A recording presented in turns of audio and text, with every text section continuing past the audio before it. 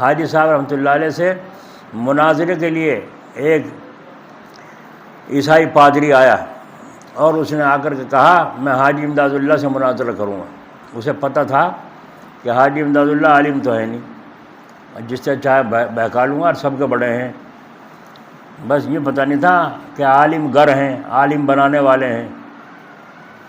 بس اب خانقاہ میں مولانا رشید صاحب گنگوہی رحمۃ اللہ نے فرمایا بھائی، مولانا اشرف علی صاحب، مولانا قاسم نانوتوی اور دوسرے حضرت تو عالم ہے نہیں، اور وہاں سوال ہوگا علمی، کیا پتہ کیا سوال کر بیٹھے، تو حضرت ہم جیسوں میں سے، ہم میں سے کسی کو اجازت دے دیں، ہم ان کا منہ توڑ جواب دیں۔ کہا کون کہے، حاجی صاحب سے کون کہے، سب کے دماغ ہماری بات ہے، عیسائی پادری ہے، کیا خبر کیا سوال کرے، اور حاجی صاحب سے جواب نہ بنا تو بڑی مشکل ہو جائے گی۔ تو حضرت مولانا گنگوہی کو فرمایا تم ہی کہہ سکو۔ بس مولانا گنگوہی نے فرمایا حضرت وہ عیسائی پادری جو آپ سے مناظرے کے لیے کہہ رہا ہے، آپ ہم میں سے خادموں میں سے کسی کو اجازت دے دیں، ہم اس کا منہ توڑ جواب دیں گے جس کو آپ مناسب سمجھیں۔ تو ہم جیسا ہوتا فوراً کیا کہتا، ہاں بھائی ٹھیک ہے، بہت اچھا، تم مشورہ کر لو کون سا مناظرہ کر، یوں کرتا نہ کرتا، کیونکہ ہماری نظر اللہ کے خزانوں پر نہیں ہے، جیب پر ہے۔ کہاں پر ہے؟ جیب پر، اللہ کے خزانوں پر نہیں ہے نظر۔ حاجی صاحب نے فرمایا اس نے میرا ہی نام لیا ہے اس نے میرا ہی نام لیا۔ اب چپ ہو گئے۔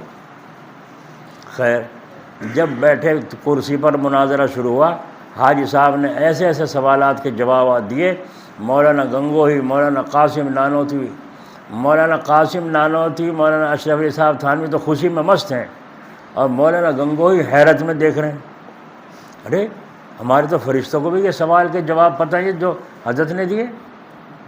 اللہ اکبر۔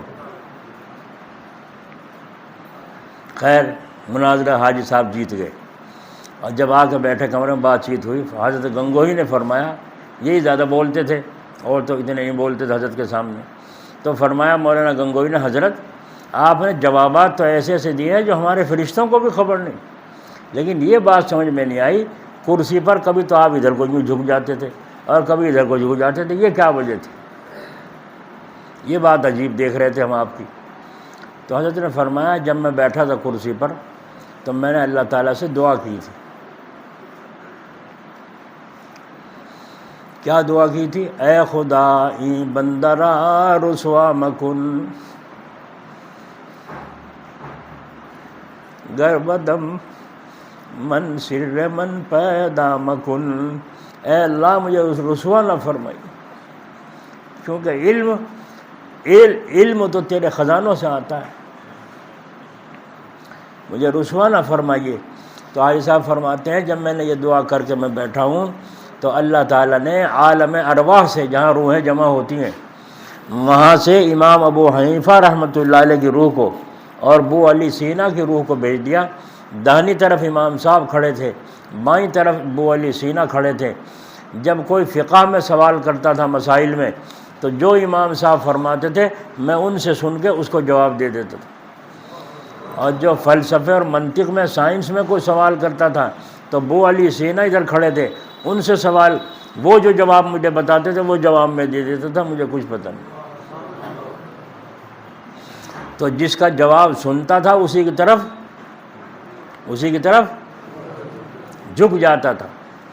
اللہ اکبر۔ یہ ہے اللہ تعالیٰ پر یقین، یہ ہے اللہ کے خزانوں پر یقین۔